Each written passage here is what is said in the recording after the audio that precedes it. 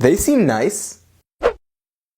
Assalamu alaikum, what's going on everybody? While Israel spends countless amounts of dollars spreading Zionist propaganda, blinding the world to its crimes, it's just funny how quickly their lies come crumbling to the ground as soon as they're put to the test. By the way, apparently this is crumbling. What is this, snowflake? I don't even know where this came from. Anyways, it probably came from a play that I was in when I was like in grade 6. Anyways, moving on. Recently, the racist, xenophobic, bigoted rally known as the Flag Parade. If you don't know what that is, long story short, Israelis pretty much go around marching and chanting, celebrating the illegal occupation since 1967 of East Jerusalem, which by the way is against international law. See? I told you they seem nice. So let's take a look at these beautiful chants that were made by the illegal colonizers of the so-called only democracy in the Middle East. Number 1.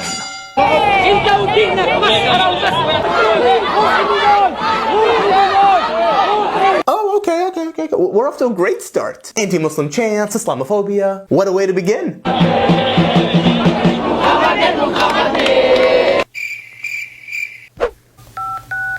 Hello? Yeah, assalamu alaikum. Yes, just a quick question to all Muslims. Were we under the impression that Prophet Muhammad, peace be upon him, was still alive? No? Okay, alright, cool man, cool, just checking, because I don't know, I just kept seeing this Zionist Israeli guy yelling, Muhammad is dead, like it's some sort of news. Oh, he meant that as an insult. Oh, but he's just too stupid to make an insult that actually makes sense. Okay, alright, got it. Thanks, bro. Thanks, Habibi. Assalamu alaikum. Moving on to number 2.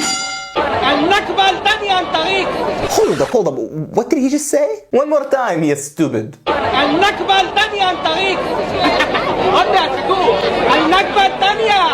Yo, he actually said that. For people who don't understand what that is, the Nakba is the catastrophe, the disaster, the first mass ethnic cleansing and displacement of Palestinians in 1948 since the establishment of Israel, which resulted in the ethnic displacement and cleansing of 750,000 Palestinians, which till this day has resulted in 7 million Palestinian refugees who cannot go home. And Zionists in Israel have been denying this. They've been pushing this narrative so hard that the Nakba never took place. They're pushing it harder than Donald Trump pushes the letter G in China. China.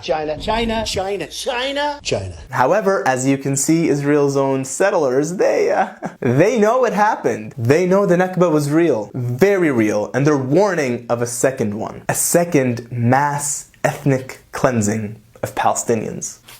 You smell that? That's the smell of millions of dollars in Zionist propaganda burning into flames. Smells like barbecue, ladies and gentlemen. Tonight, we're having barbecue truth with a side of sweet and sour marinated justice. Which takes me to number 3.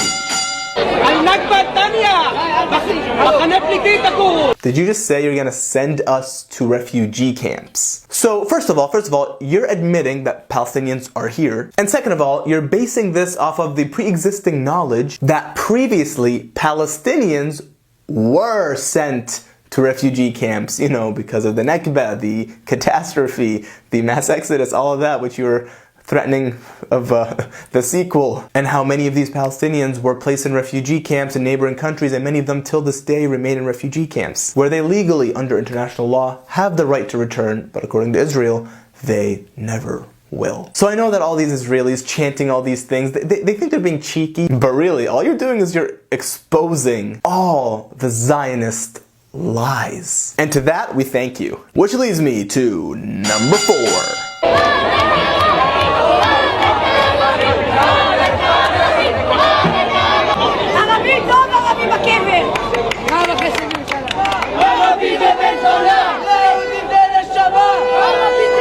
Nothing says freedom and democracy and equal rights like chanting for Zionist Jewish supremacy. Even though Palestinians living in Israel have already revealed and exposed how they are treated like second-class citizens, if not worse, and how black migrants to Israel have exposed Israel's severe racism. Yet somehow, it's so much more satisfying to hear it from the horse's mouth. Oh, and by the way, please do not take this out of context. Please do not assume that I am comparing these Israeli Zionists to horses, okay? I would never ever do that, because that would be very offensive to the horse. Oh, and let's not get into how Israel is an apartheid state under the definition of apartheid, but that deserves an entire video all by itself. Number 6. Hold up. One more time for the people in the back.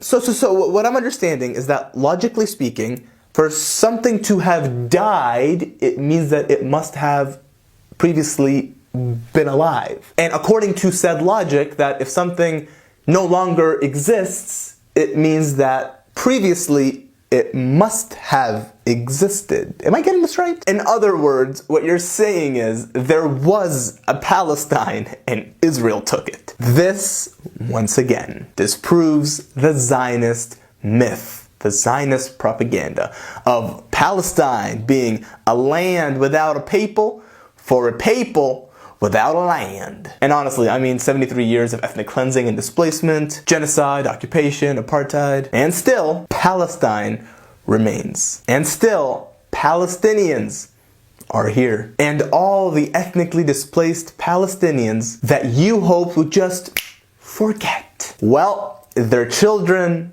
and their grandchildren, yeah, all of us, we remember. Moving on to number 7.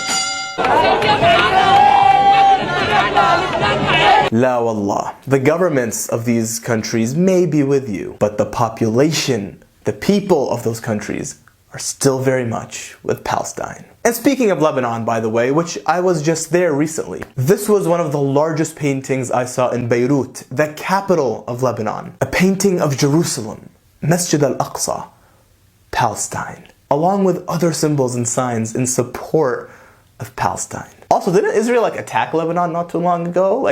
Did y'all forget about that? So tell me again how much the Lebanese people love Israel. And finally, this brings me to number 8. الله يرضى عنهم يا رب الشباب. اعتقلوا المكانس، اعتقلوا المكانس، اعتقلوا المكانس، اعتقلوا المكانس. عمالك طيب. That's right, Palestinians are being prevented from cleaning. They can't even clean the mess that Israeli settlers are causing. And the weapons of mass hygiene have been confiscated. You know, the broom. This really makes you wonder. One side, the Israelis, they cheer when the Al-Aqsa Mosque and trees around it are burning. They cheer when olive trees are burning, trees that take generations to bear fruit. They go on parades and rallies and chant filthy things, and they leave filth all over the floor, and then they leave. While on the other hand, you have Palestinians who are getting arrested, beaten, kicked out of the area in order for the racist, xenophobic, bigoted parade to carry on. They come back at the end to clean. It really makes you wonder, which side is treating the land like it's some colonized piece of property that doesn't belong to them, something they don't really care about, and their whole objective is simply getting rid of the indigenous populations, and which side is truly treating the land like it's their home, probably because it is. In conclusion, I find it satisfying that all the hate that Israel has for Palestinians is actually exposing all the Zionist lies that have been spewed for years. And it's only a matter of time before the rest of the world sees it as well. So to the new Israeli government, your recent bombings of Gaza, your continued ethnic cleansing and displacement of Palestinians in East Jerusalem and elsewhere, your attacks and raids and child kidnapping being used as a form of intimidation, all of these are being documented. All of these crimes are being exposed. And sooner or later, you will be brought to justice. Free Palestine.